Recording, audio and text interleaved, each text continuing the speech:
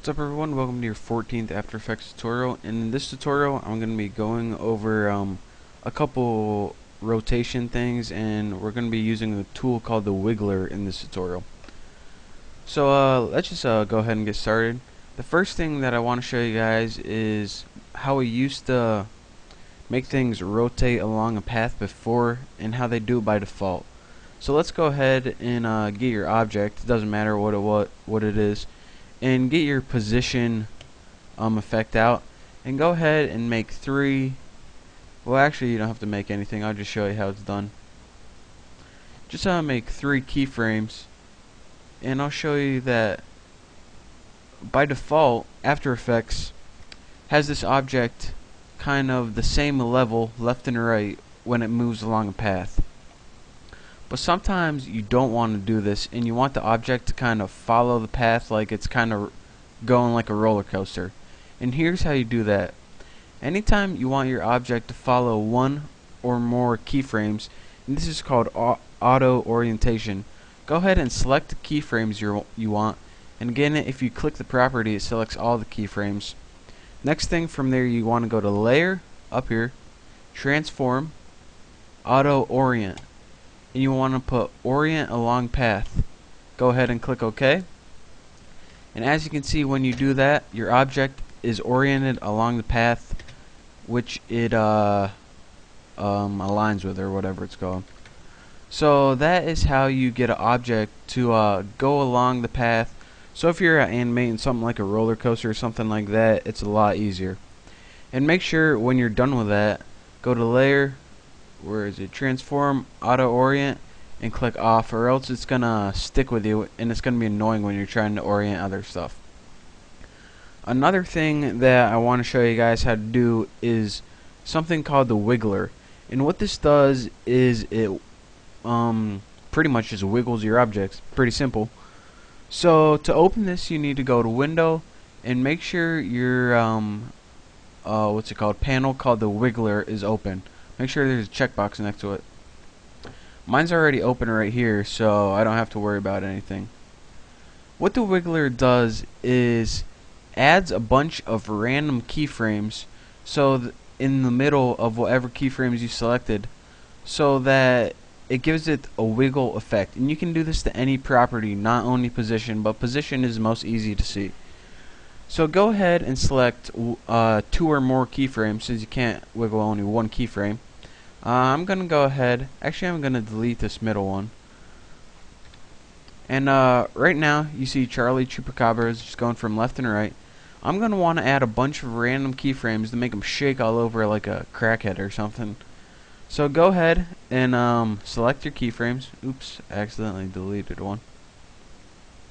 So select all your keyframes and go over to the Wiggler, and here is what you need to select.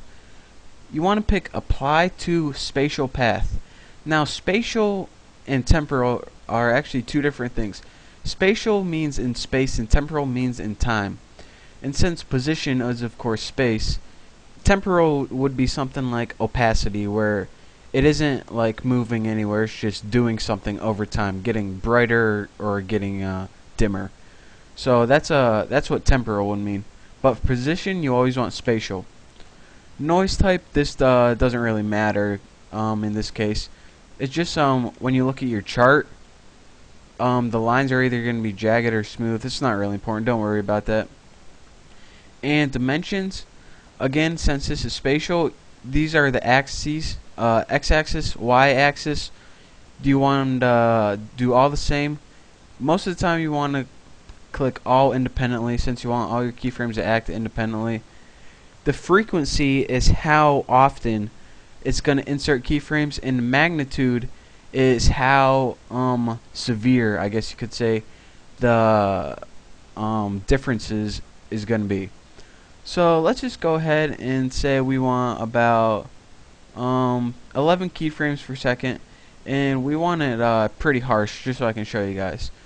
So now when I hit Apply, you see that the Wiggler added all of these random keyframes in our animation. Now if we see Charlie and we play his animation, he's gonna wiggle all over the place. Again, If we want to only add a couple and not make it, this would probably be better. And this is with a frequency of 4 per second and a magnitude of 18. As you can see, Charlie only wiggles a little bit. So that's how you can get objects to wiggle in and out. And a lot of people don't know this, but even if they've been working with After Effects for a while, but you can actually wiggle other stuff besides position. Now I know whenever you think of wiggle in your head, you think of like an object wiggling, but you can actually wiggle stuff like opacity and things like that too. For instance, let me go ahead and get rid of our other wiggle keyframes on position. If you go to opacity, just make 2 quick keyframes, and let's put them at 50% each. Put this at 50 and put that one at 50. You can actually select both of these and wiggle these just like you would anything else. And what this does is it doesn't really make your object wiggle like up and down. When you wiggle opacity, it's going to make it flicker on and off like a light bulb burning out or something. So let's go to home, apply it, and as you can see, it added a bunch of wiggle keyframes to our thing. Now press space, and I don't know if you can see it on YouTube, but if you do this, you can see that Charlie's he's like flickering on and off. So let me play it one more time for you. And if it isn't good and you can't see it, I'll prove it to you right here. You can always look on the graph right here and see your wiggles in a graphic kind of way. So this is the opacity right here. As you can see, it's kind of shooting up and down all over the place. So anytime that you want to randomize it even more, you can go to your graph right here and you can manually adjust it. But most of the time you just want to stick with the basics, because this wiggler gives you enough control where you can customize it how you want it.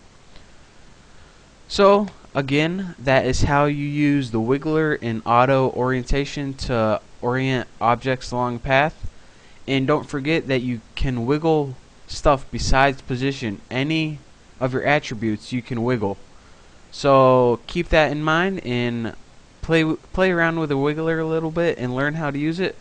So I hope you enjoyed watching, and I'll see you next time.